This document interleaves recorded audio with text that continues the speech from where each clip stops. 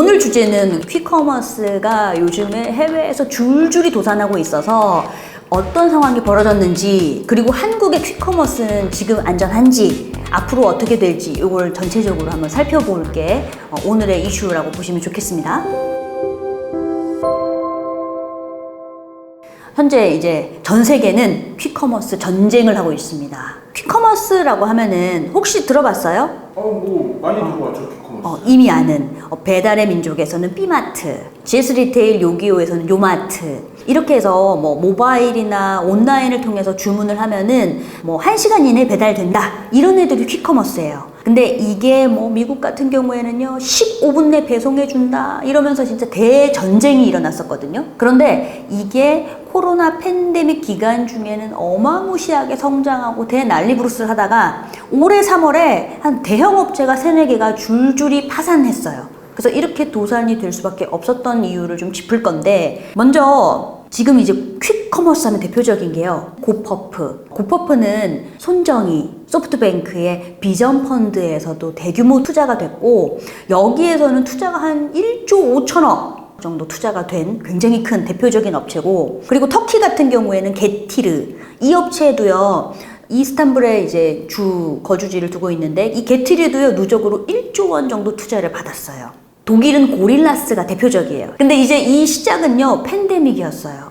이게 대표적으로 이 한마디로 다 망한 아이들을 보면은 프리지 노모어, 1520, 바이크, 이런 업체들이 있었는데요. 이 업체는 2020년도에 등장합니다. 딱 시기상 코로나.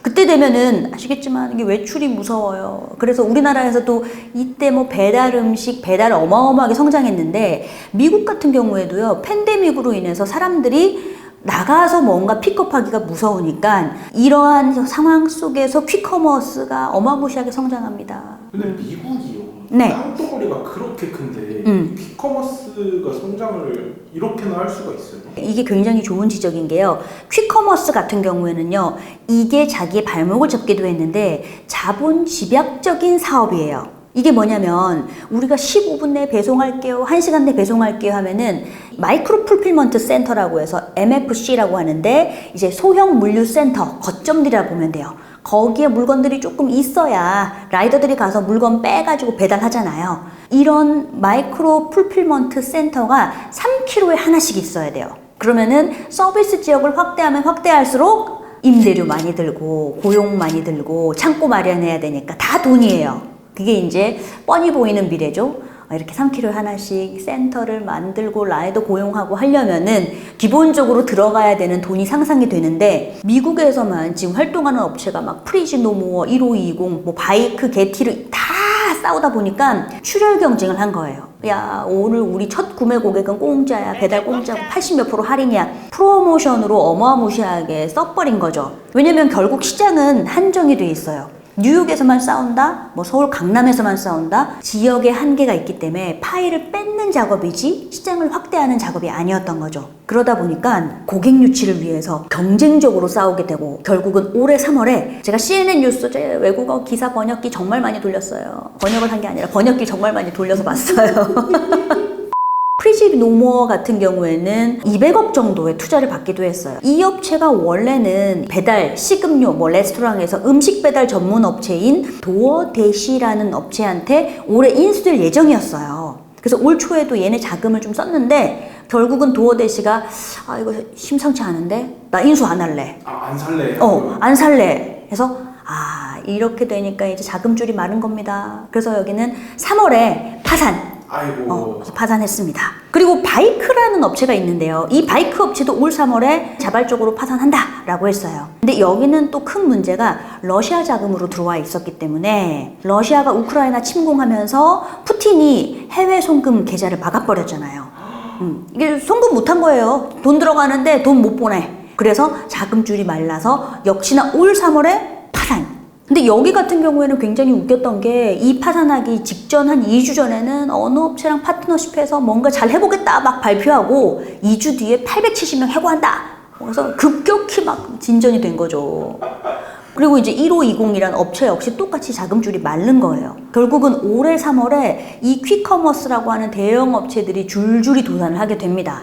그러면 이제 궁금해하겠죠. 도대체 이 시장에 돈이 얼마나 들어간 걸까? 이 전 세계적으로 벤처 캐피탈이라고 하는 VC라는 투자 자금이 이 퀵커머스 시장에 97억 달러, 우리나라 돈으로 11조 원이 들어갔습니다.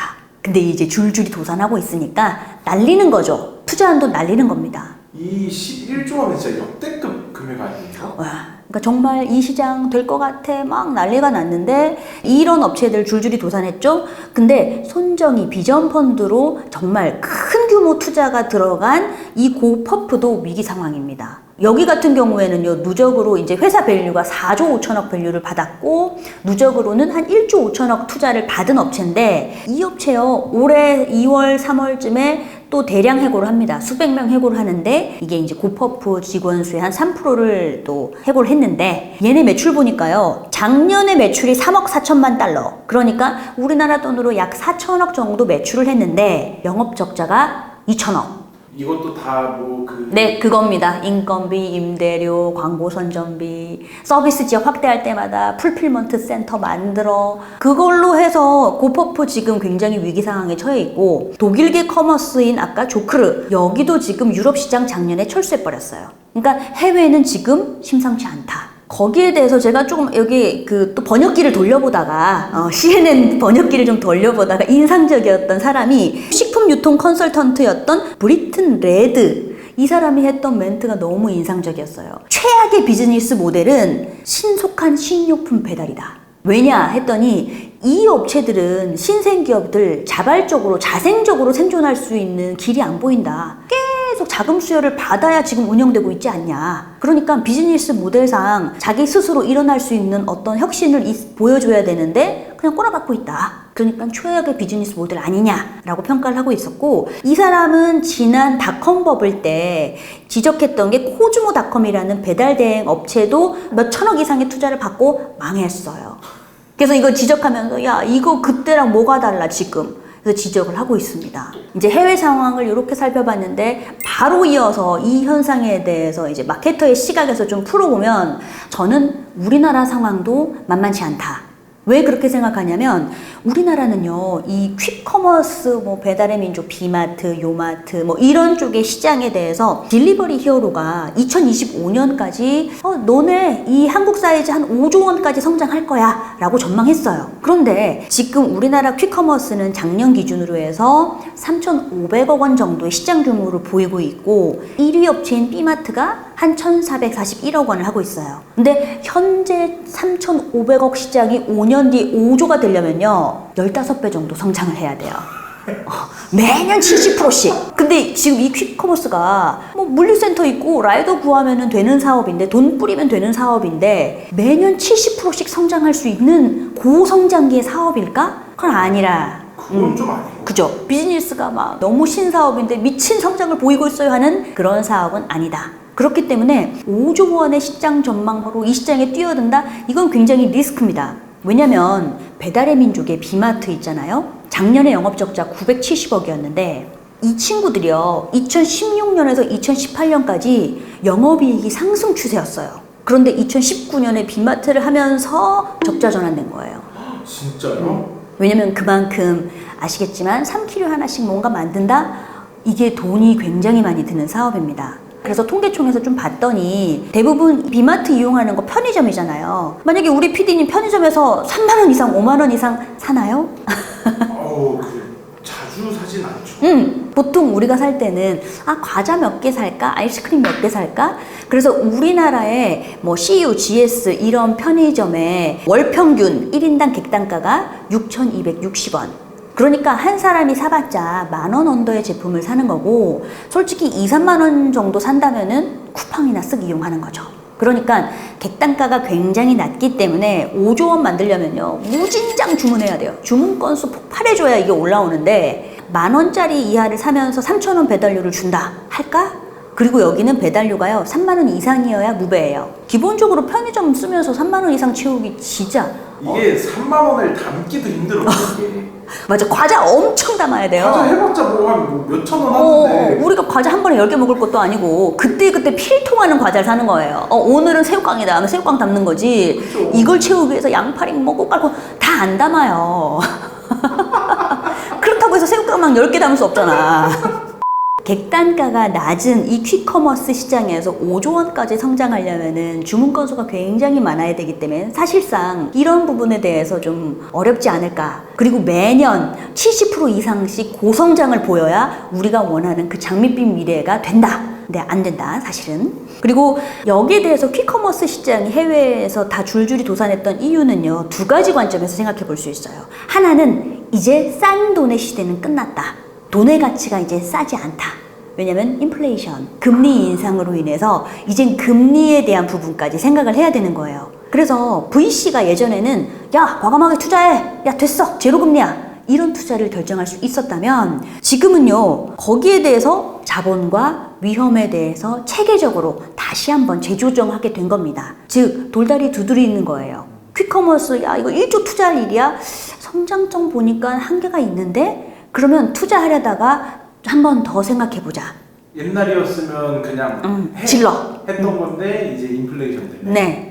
그래서 지금 이 인플레이션에 대해서 다음 화에 이 심각성을 지적을 하게 되는데 생각보다 너무나 가파르게 인플레이션 이 상황이 올라오고 있습니다. 그래서 이런 상황 속에서는 돈이 이제 싸지 않아요. 함부로 하기에는 금리도 너무 싸지 않다는 건 내가 이 돈을 빌려서 무언가를 하기 위해서 써야 되는 이자 비용이 점점 높아진다.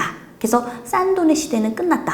2번째로 줄도산의 근거 중 하나가 미국에서 법안을 하나를 이제 제안을 하는데 미국 기업들 지금 퀵커머스 너무 위험천만한 일을 하고 있다. 왜냐면 배송 라이더에게 15분 배송 개런티를 하거나 푸시를 하다 보니까 잦은 교통사고 그리고 물건 부신다. 그래서 이게 시민의 안전에도 위협하니까 15분 개런티 이런 홍보 쓰지 마 라고 법안을 제안을 합니다. 우리나라도 옛날에 그 피자 15분 하면 막 교통사고 막 하잖아요. 근데 이게 사실은 이 기업의 탐욕입니다. 이게 바로 몰 인간성인데 자기네들이 혁신을 주장하면서 빨리 배송하지만 따져보면요, 이렇게 앱들 열잖아요. 빨리 배송하는 애들 상단에 올려줍니다. 그러면은요, 이게 사실 저는 그 전까지는 이거 뭐 20분 만에 배달아? 좋은데? 그래서 이용했어요. 근데 제가 작년 말에 요 사거리에서 택시랑 라이더가 사고 나는 현장을 목격을 했어요. 신호 이렇게 기다리고 있는데 쾅 했는데 진짜 라이더 공중에 떴어요. 진짜요? 그래서 못 일어나서 결국 구급차가 왔는데 제가 그걸 보면서 우리가 이런 거는 몰 인간성, 이 사람들을 인간적으로 대우하고 있는가.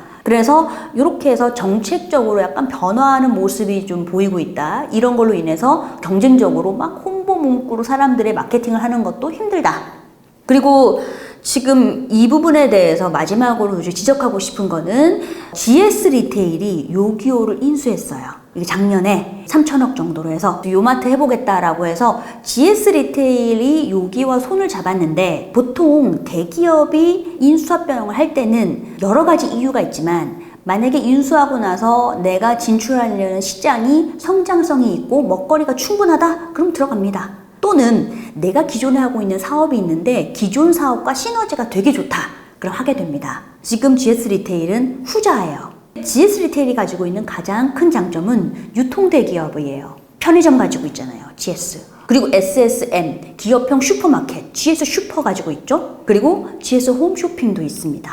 그러니까 얘네들은 아주 소형 물류센터, 마이크로 풀필먼트 센터라고 칠 수 있는 편의점이 전국에 깔려있고 기업형 슈퍼마켓 깔려있고 홈쇼핑으로도 할 수 있어요. 그러면 이게 퀵커머스와 붙였을 때 시너지를 낼 수 있다. 지금처럼 편의점이나 뭐 슈퍼마켓 픽업만 하면은 기존 사업과 별다른 차별점은 없어요. 그렇다면 예상해 볼 수 있는 건 GS 리테일이 퀵커머스와 결합해서 뭔가 혁신을 이룬다. 그 방법은 홈쇼핑입니다. 지금은 도대체 어떻게 라고 생각하실 수 있는데 약간 좀 의아해한데요. 라이브 커머스 아시죠? 알죠. GS가 홈쇼핑을 가지고 있는데 TV 홈쇼핑과 달리 지난 2년간 모바일로 하는 라이브 커머스 시장이 어마어마하게 성장했어요. 지금 GS 홈쇼핑 같은 경우에는 만약에 무거운 이런 것들을 재고를 자기네들이 가지고 있는 데이터가 있다면 대략 서울 지역의 어느 거점에 재고가 요 정도 빠지더라. 그럼 그 지역을 예상해서 재고를 보유한 상태에서 홈쇼핑 라이브 진행하면서 퀵커머스로 배송해 준다? 제가 지금 선물 이거 받았는데요. 이거 작동 어떻게 해요? 그럼 쇼호스트가 현장에서 바로 설명해 준다? 이거는 혁신이 되는 거예요. 이건 혁신이 될 만한. 그건 혁신이에요. 왜냐면은 내가 방송하다가 내가 강남에 사는데 보통 강남 고객이 전체 한 몇 건 정도가 평균 나가더라 데이터가 있을 거 아니에요. 평균적으로 뭐 쭈꾸미 팔 때는 쭈꾸미의 한 30%는 여기서 팔리더라. 이게 데이터가 있을 거 아니에요. 그러니까 그걸 바탕으로 해서 그걸로 해서 퀵커머스와 연동한다? 이거는 자신이 가지고 있는 데이터를 활용해서 퀵커머스와 연결할 수 있기 때문에 이건 또 다른 혁신이 될 수 있다.